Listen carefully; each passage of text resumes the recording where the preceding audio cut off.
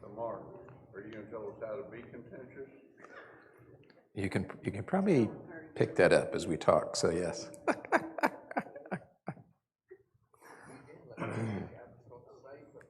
Good morning. We'll go ahead and get started here. Got a few folks still kind of coming in, so all good. Good.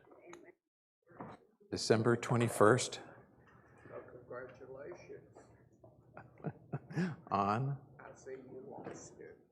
The sling. Yep. Oh, that's Ken. That's Ken. So, yep, that's Mr. Royster. So, yeah.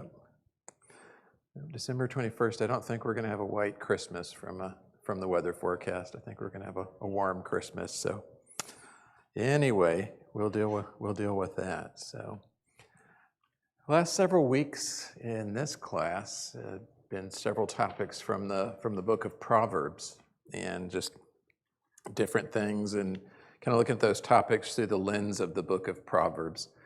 And so this is the last week that the class will be in Proverbs, and what we're going to do is we're going to be looking at the topic of dealing with contention. And so as we kind of get into that, let's start with define. I think we know what that is, but let's just kind of define it to give ourselves kind of a jumping off point. So we're going to talk about contention in the sense of sustained friction in a relationship that's created when emotion and pride or impulse overrides wisdom, causing conversations to escalate, to harden, or to break rather than resolving. And you might, similar words in Scripture, different places where it's kind of talking about the same idea, things like strife, folly or foolishness, quarreling, dissension, kind of given that same idea. That's kind of what we're talking about. So we're going to look at some of the things that Solomon shares in Proverbs and kind of talk about, some of his advice, what causes it, some different things there. You probably noticed in our definition that it's that part that I put up there, it says contention is created when emotion, pride, or impulse overrides wisdom. I think that's one of the unique things about the book of Proverbs, is Proverbs treats contention as kind of a failure of wisdom, a wisdom failure, if you will. It doesn't treat it as it's some kind of personality quirk that somebody has, or some kind of situational accident or situational occurrence. It treats it as it's a failure of wisdom. And so we'll see that kind of weaved into the stuff that we look at today. It does assume conflicts are going to happen. That's human nature, but it makes a real sharp distinction between the times that we have what we might call necessary agreements and when it becomes destructive contention. And so that's what we'll see as we kind of start looking through some different things today. Many people believe that contention is caused by issues, but Proverbs would argue it's really caused by people. That's what we're going to see. It's not the issue that's making the contention, it's the people involved in the discussion around the issue. And specifically, Proverbs gets to, it's really kind of a heart issue. There's some hidden things in our heart and our inner being. There's some things about us that contention might bring out, and it's really kind of a reflection more on us in terms of things that might pop out in our speech and in our actions. Proverbs is less interested in who is right and more interested in who is wise. So there's that wisdom piece again. It's not about who's going to win this or who's got the right point of view in this contention. It's more about who's going to approach this the right way, who's going to approach this situation with wisdom. And the presence of contention tells you more about how people are thinking than what they're discussing. And so, again, a lot of it's going to come back to us and how we handle these situations and what we do. Some things to keep in mind. You can have disagreement without it being a case of contention. Like we said before, disagreement's a normal thing. We're not all going to agree on everything. I think we can agree on that, maybe, that we won't always agree. But if you approach it from the standpoint of wisdom, wisdom says, well, even if you've got an agreement, how are you going to treat that? Are you going to be an active listener? Are you going to listen and try to listen to understand and kind of do that? Are you too busy formulating your response in your head and trying to figure out how am I going to win this argument? Do you have a goal of understanding it? Are you looking can we come to some kind of resolution? Can I at least understand where you're coming from or why you think differently or why we're in this disagreement? Wisdom says, do I value the relationship above the outcome? Do I think more about our relationship in this disagreement? And that's more important to me than how this, whether you agree with me or not, or how this outcome comes about. And that we're still in a place where we're open to correction. That if we're having that disagreement, we're discussing this, that we're still open to, I could be wrong. I haven't thought about that, or maybe there's a different viewpoint that I don't know that I need to consider. So that's definitely part of that. When the disagreement kind of moves on from the part of us trying to find out what's true and shifts to who's going to yield in this conversation, then we've kind of moved into the contention realm. We've gone from a disagreement to now we're in contention because our purposes and what we're looking to get out of this have now shifted. I'm looking to win. I'm looking to convince you. You've got to come to my point of view. We can be in a room that holds opposing views, and that can still be governed by wisdom. And if we're not going to do that this morning, but we could surely find some topics where I know we're not all going to have the same view of it. But we can still get along, and we can still use wisdom to say, how are we going to treat each other? How are we going to view that? But when wisdom kind of abandons its place as the moderator, that's when contention steps in, and we get ourselves into a different place. Contention is not passion, it's lack of control. Sometimes we think in conversations or disagreements that if we're passionate, that automatically means it's a bad thing. But again, usually if you're passionate about something, it means it's something you really care about. You have a pretty intense conviction about where your viewpoint is. Proverbs speaks more to, as a lack of control in these situations. You might see in things like maybe having a quick temper, the inability to delay a response, to hold back and listen, speech that goes beyond the point of what we would say is good judgment, or emotion that takes over in decision making, and your decisions are all being emotionally based instead of kind of thinking this through and trying to have a better perspective on that. Contention can persist even when the original issue no longer matters. Sometimes we think, well, once it's kind of resolved or the matter passes, then everything's good or we're back to normal. That's not always the case. There's definitely situations where contention continues and just we can't drop it. We don't let it go. And what does that look like? Well, resolution no longer ends the conflict, or somebody won, but winning didn't restore peace that was there. And so, maybe the kind of the acid test for us is if peace doesn't return after the issue's settled, then maybe the issue was never the real problem. Maybe it was something else that was going on with us. So with that kind of as our backdrop, I want to look at some causes of contention that are mentioned in Proverbs, and we'll start with some verses that are focused in on speech. There's a lot of verses in there that talk about that. If you've been in some of the times I've taught before in class, I usually don't ask a lot of questions. Today is going to be the exception. So going to kind of get you ready here is that I do want to ask some questions and get some input. So I hope you have your participation hats on and don't stare at me with blank faces when I ask questions. So keep that in mind. Yeah. So let's look at some of these verses. Proverbs 15:1. I think this is one we've probably all heard. A gentle answer turns away wrath, but a harsh word stirs up anger. Harsh words escalate things, but there's a lot of times if we can kind of hold back and control what we say, those help to kind of cool things off and de-escalate things. Proverbs 18:6 and 7. The lips of fools bring them strife, and their mouths invite a beating. The mouths of fools are their undoing, and their lips are a snare to their very lives. Contentious speech can invite harm, can invite self-destruction. I kind of laughed when I read how they worded this in the NIV. Their mouths invite a beating. So don't say things to invite a beating. Don't ask someone to give you a beat down, okay?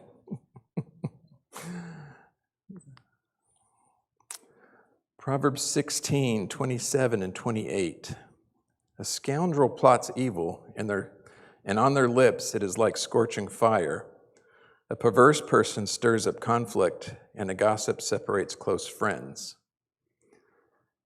And we've seen this, if you have any life experience, you've surely seen where gossip and slander can really fracture relationships, can cause problems and different things. And so again, contention caused by what we say and some of our words.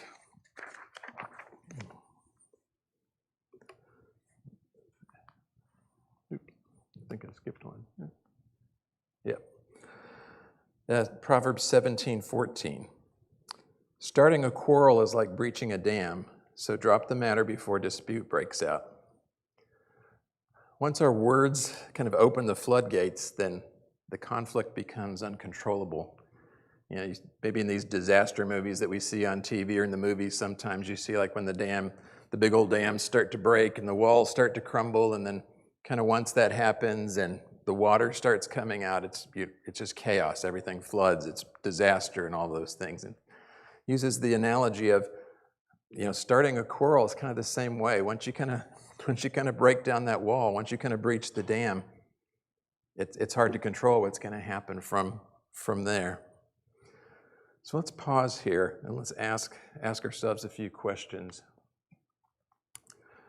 So in moments of tension, what signals tell you that speaking now would be satisfying an impulse you have rather than exercising wisdom? You're in a tense situation. What are maybe some signals that you can pick up on, either in yourself or just in the environment that's going on, that tells you, it may be better just to not speak at this moment? This is the part where I stare at you till you get uncomfortable and then somebody says something. You start hearing, voices being raised, and you can kind of hear it a lot of times. Body language will give you some signs. It's like, okay, this is getting more tense. This is not going in a good direction. Craig. Depends on how well you know this other person. If they're hot buttons are, Yeah. It's a total stranger, you can be kind of guessing. Yeah. So if everybody heard Craig, but he was talking about how well do you know the other person? Do you know them well enough that you kind of know what the hot buttons are? It's like, it's like, if I go there, if I say that, this is not going to be good. I know that's a hot button for them. That's, and maybe it's a little bit harder with strangers. If it's someone we don't know real well, then it gets a little bit trickier to kind of figure that out and decide, I don't know, is this where it's just better to be quiet and not say anything, just let this sit for a minute? And, truthfully, that's probably should be our default.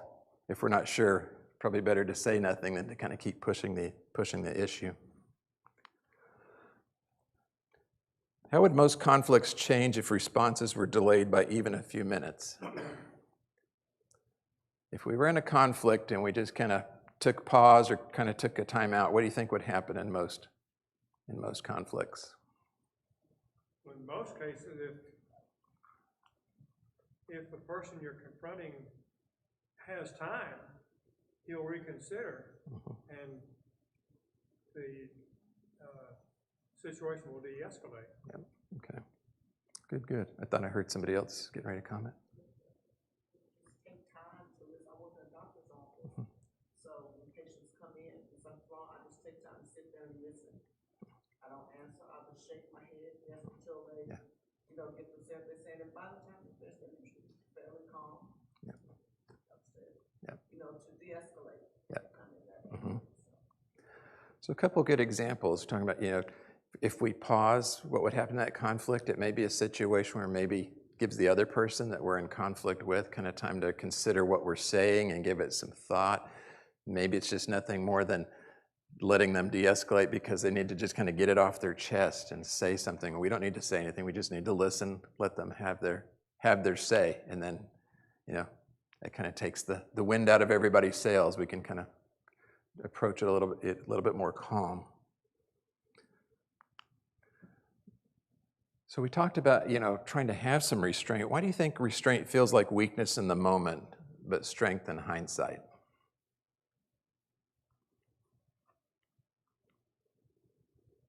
Yeah. Most people don't listen. They're just waiting for their turn to talk. And, if you can hold on for a minute and just listen, and maybe you reframe what you were waiting your turn to talk about. Mom always said, count to 10 before you speak for a reason. That might be it. There you go. No, Charlie, voice from the back. It's called wait. Is it why am I talking? Yeah. Why am I talking? Yeah. So that they pause and listen and think first. Which I think is going to break, but I know something like bad about that. I'll start talking before the brain kicks in here. And I have to remember that wait thing. Yeah, good point. If you didn't hear everything Charlie said, he said, think about the anachronism. An acronym of wait, why am I talking? And just pausing and listening. And I agree, it's like so many times our minds are going so fast that you're kind of half listening to the other person, but you're trying to think about, you're framing your response. It's like, well, what do I think about that? Or if they say something that kind of triggers something, and mentally you start going down, oh, no.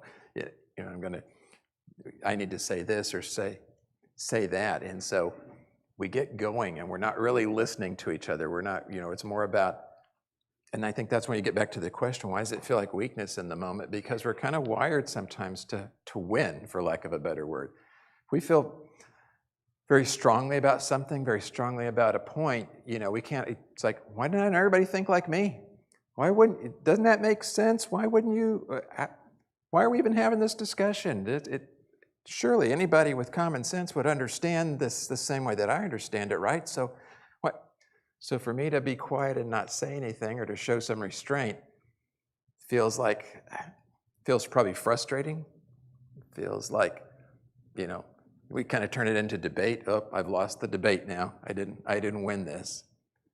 But in hindsight, when just like so many things in life, when you can pause and look backwards and say, okay, that really was a much better way to handle that. This could have turned out so much worse. Didn't feel like it in the moment, but now that I've got a chance to kind of look backwards. Jim? Well, it depends on your personality.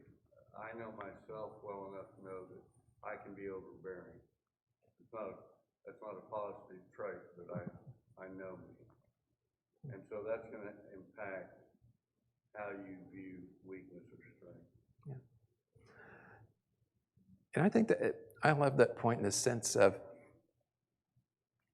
we have to be introspective about ourselves. We kind of know ourselves in a way that's like, you would know, it's like, okay, that is a hot button for me. Or it's like, I know that about myself. I know that I'm prone to do this or prone to react this way. And so can I control that? What can I do to kind of keep that from happening or keep that from escalating this from a disagreement or discussion to the point where it becomes contentious between us? Okay. Well, thank you. Let's keep clicking along. So we focused a lot on speech in some of the verses we've read so far. Let's look at some other causes that Proverbs talks about. Proverbs 13:10. Where there's strife, there is pride, but wisdom is found in those who take advice.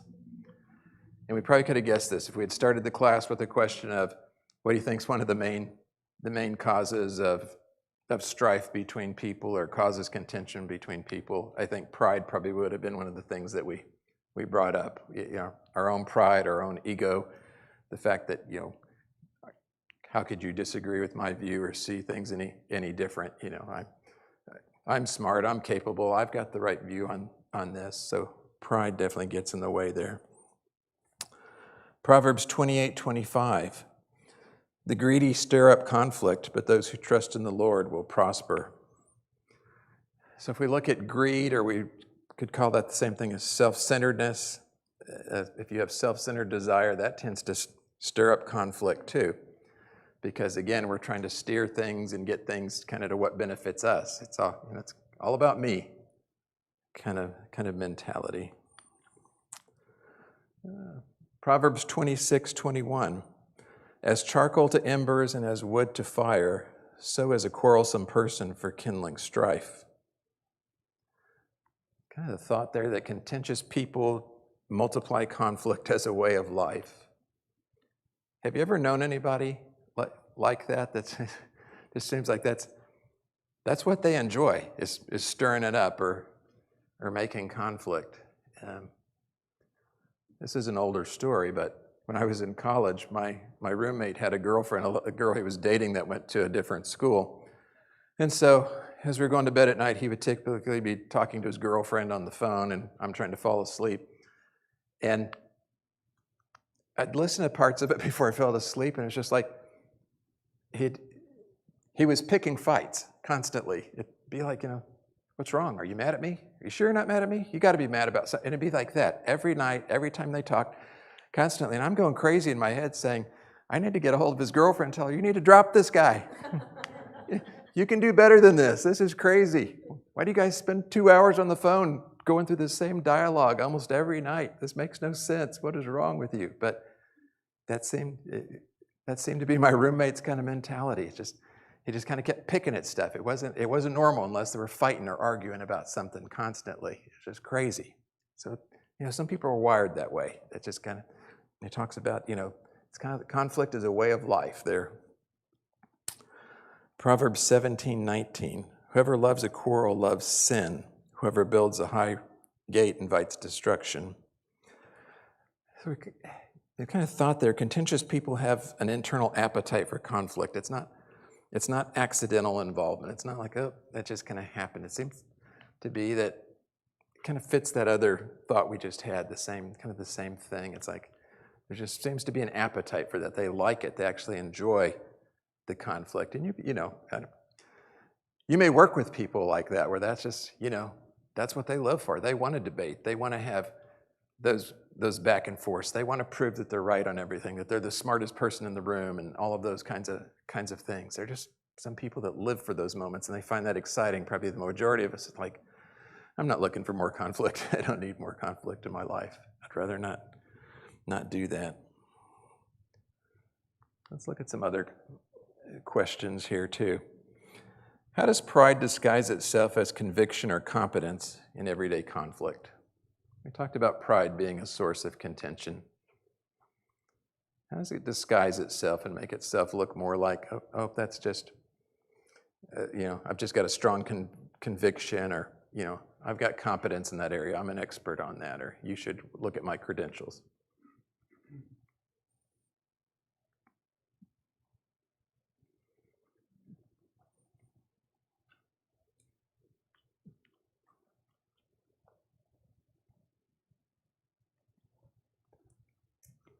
No thoughts at all? Nobody's ever seen this before? Yeah. Sometimes a prideful person might be lacking in certain things such as knowledge or experience in some area and tries to make it up. And it appears to look like the conviction or compliment you're talking about. Yeah. Craig shared an example of sometimes people don't really have the knowledge or the experience, but they kind of make it up, and they get really passionate, and they think they know more than they do, and they get very maybe dogmatic about things or very convicted about things and make it look that way. And again, this kind of comes back to the introspection part, knowing ourselves well enough. It's like, is this really something that are we in that contention because I'm really that strongly convicted of this and that, or is it really just more about my pride and I don't want to admit that I may not be right about this, or that, or maybe it hurts my feelings that you don't agree with my view, or those type of things. What behaviors signal that someone is adding fuel to conflict rather than responding to it? You're in disagreement, you're having a discussion. What are some things you might see that says, oh, we're not trying to resolve this. Somebody's trying to add fuel to the fire here. When the volume goes up? Yeah. That tends to be one of the first things that we notice as we get more intense. And you ever notice this about yourself, that you don't notice it? That you'll be talking about something and you don't realize how loud you've become or how intense your voice has gotten in the discussion? I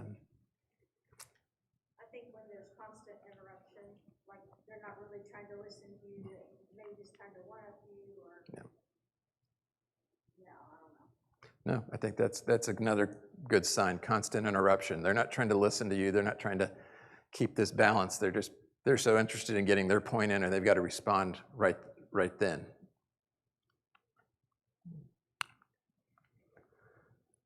What about, we talked about knowing, Craig mentioned earlier in class about knowing people's hot spots. It's like, what about those times where somebody purposely goes kind of it's like, this will get you. If I say this will be hurtful. Or if I say this is going to, this is going to get you. I'm going to insult you in some way, or I'm going to hit a hot button for you in some way. It's like, at that point, somebody's lobbing grenades at you. They want to win so bad. They want you to see their point so bad. They're going to start tearing you down, coming at you to try and get you to see, with kind of the misguided thought that this will bring you to their point of view, those things.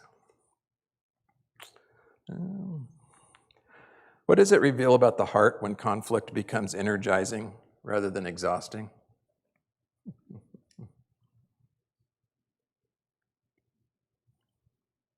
That's back to that pride thing, right? When you're energized by being right or validating your thoughts, then it's pride. Yep.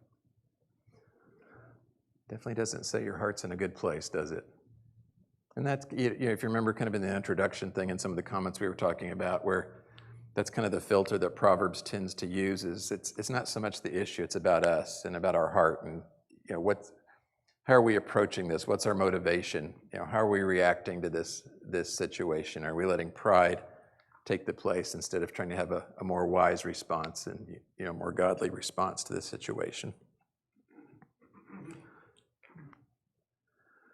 Let's look at some verses where he talks about how wisdom responds to contention. Proverbs 19:11, a person's wisdom yields patience. It is to one's glory to overlook an offense. So he talks here about how patience and overlooking offenses demonstrates strength. Proverbs 20:3, it's to one's honor to avoid strife, but every fool is quick to quarrel. So avoiding quarrels is an honor. Engaging in them, he says, is folly.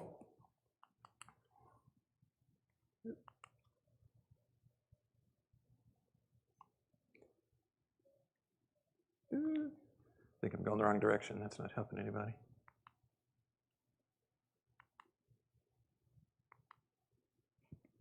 There we go. Okay. Proverbs 26, verses 4 and 5.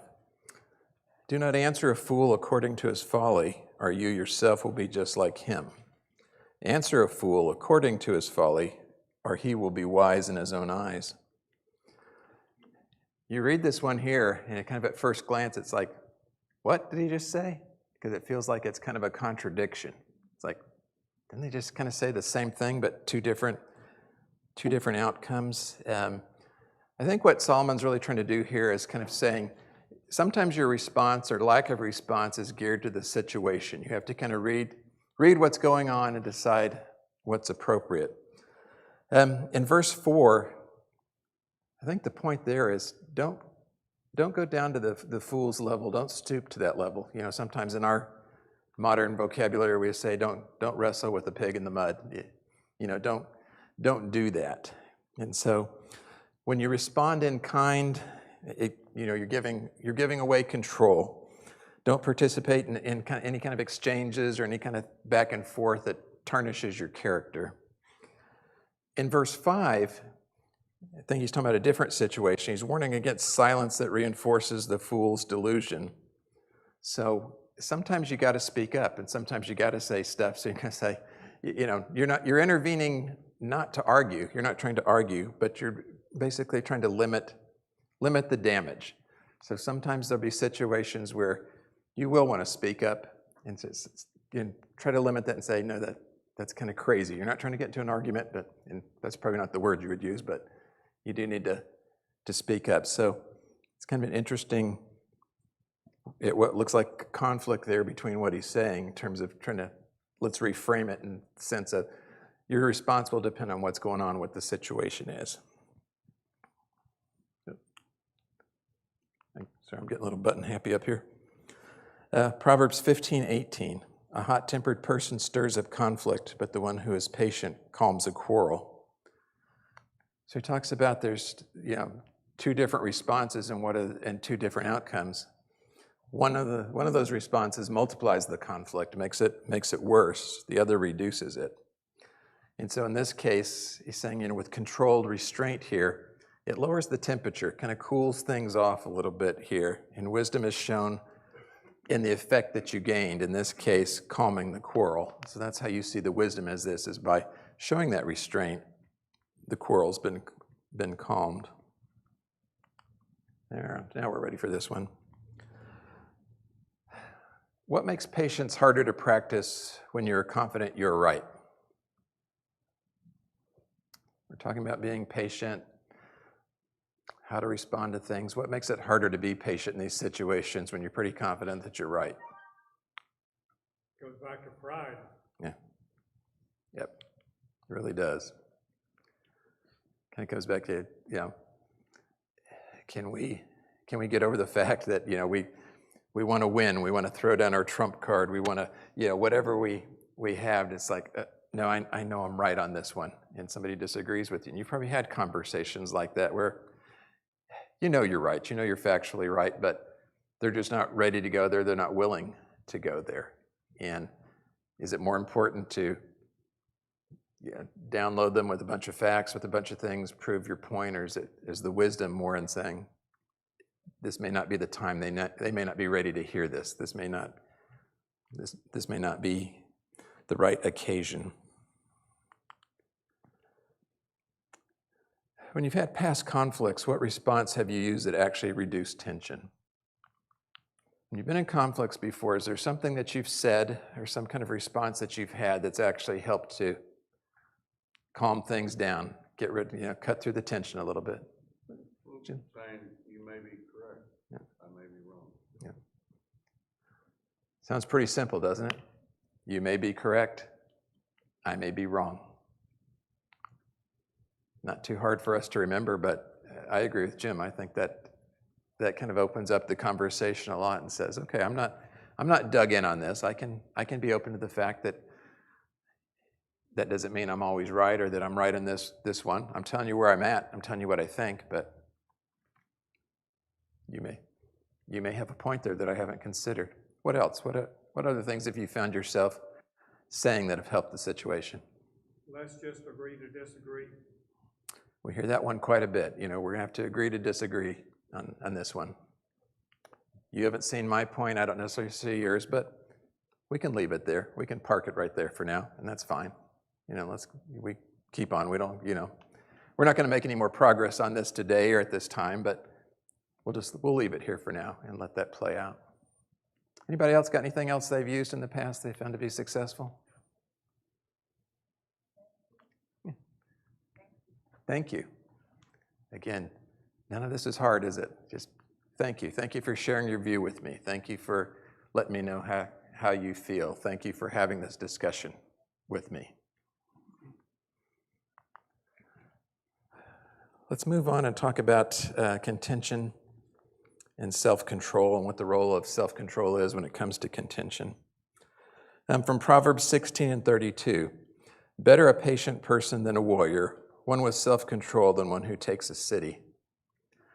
This kind of gets back to some of the same things. We're talking about self-control and our pride and different things, but having mastery or control over yourself, over your emotions, over how you respond to things is better than visible power. You see the example he uses here of the warrior. You would see a warrior and know, probably from the dress, from the uniform, what they were doing. If they conquered a city, it would be very evident, and saying, sometimes it's better to have the self-control than to have all these outward signs of victory or winning. Proverbs 14:29, whoever is patient has great understanding, but one who is quick-tempered displays folly. So when we have emotional restraint and control, it reflects understanding. We have a better understanding of the situation. We kind of understand better about a more effective way to deal with this, to keep this from being contentious. Proverbs 22:24 and 25. Do not make friends with a hot-tempered person. Do not associate with one easily angered, or you may learn their ways and get yourself ensnared. So he talks about distancing ourselves from hot-tempered people and how that prevents contamination. And it's interesting because, we see that as a New Testament principle too, not so much in this same context, but just, being careful of who we associate with and what we do, and kind of knowing our limits and not getting ourselves in situations where we're going to be influenced to change our behaviors to something that's not desirable, to something that's not right. And so don't have friends that are hotheads and that might pull you in or suck you into their way, and the next thing you know, you're doing the same thing. Proverbs 29:22, an angry person stirs up conflict, and a hot-tempered person commits many sins. Anger leads to recurring transgressions, not resolution. If we can't control this, we're not resolving anything. We're just getting ourselves deeper and deeper into things. Let's look at a few questions here. What makes overlooking an offense harder than responding to it? Somebody said something, somebody has wronged you in some way.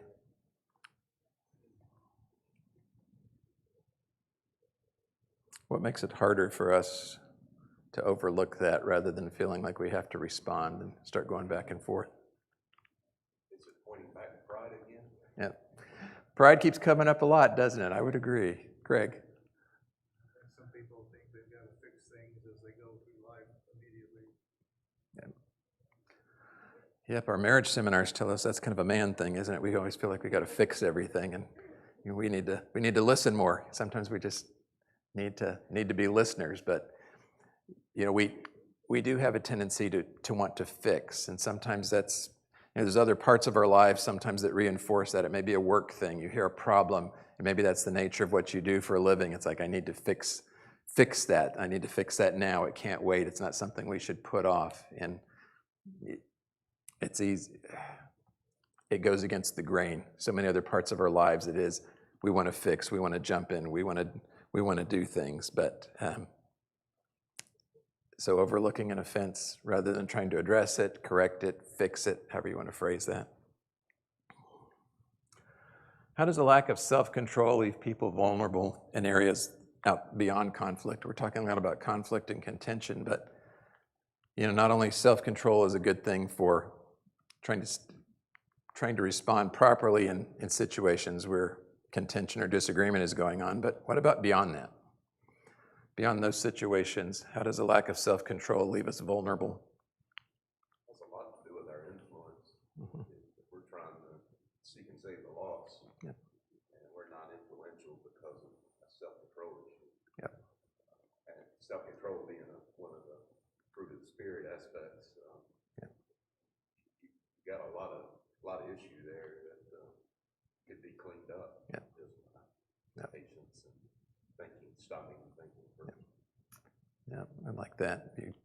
I'm going to butcher this saying, but it's something. Sometimes the way we live our lives is kind of the best sermon we can do. And what are we portraying when we have a lack of self-control? You know, what does that do to our example? What does that do to our light to others? What else? Any other thoughts on this particular question?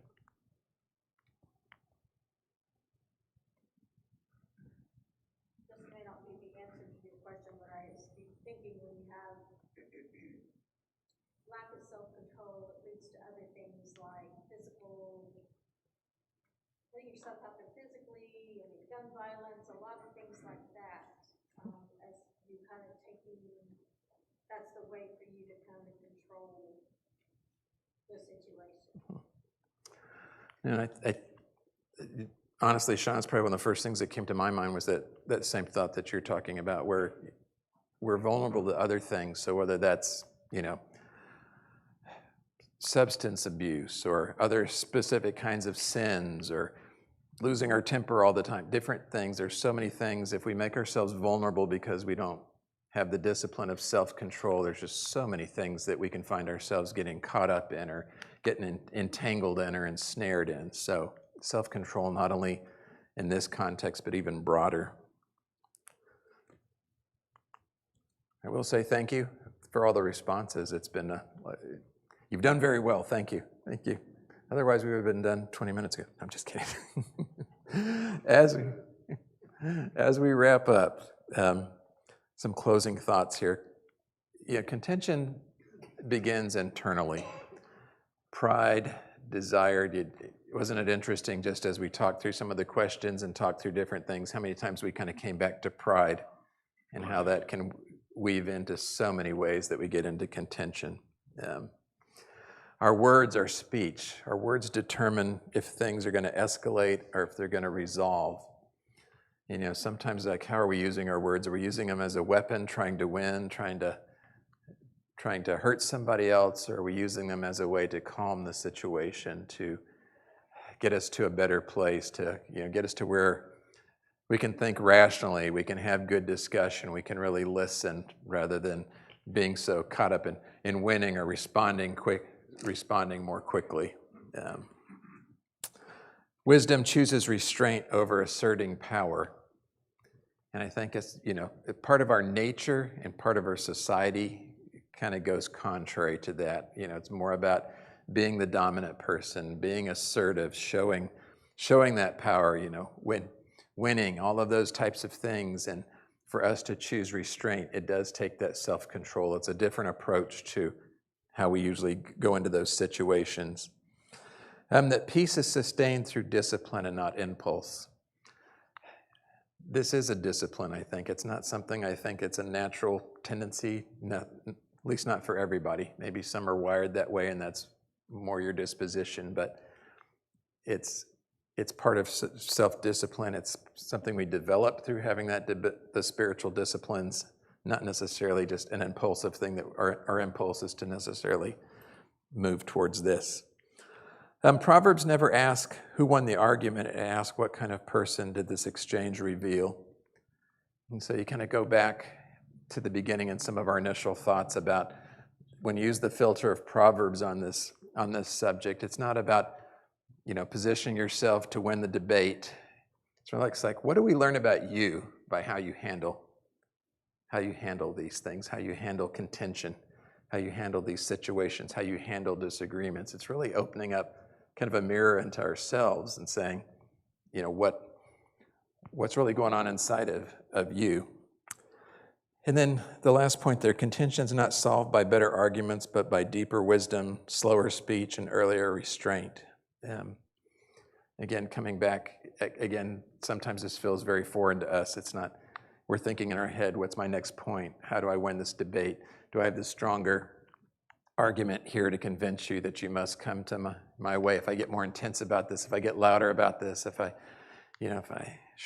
shake my arms or point my finger, is that going to help me get you to see things my way? And again, Proverbs would say, no, it's more about using wisdom, slowing down, don't feel like you have to speak so much, and then showing some restraint. So with that, I don't know if I've ever ended right at 9:45, but today we did, and so I'm going to show some restraint and quit talking. Thank you for your comments, and I think that's it. So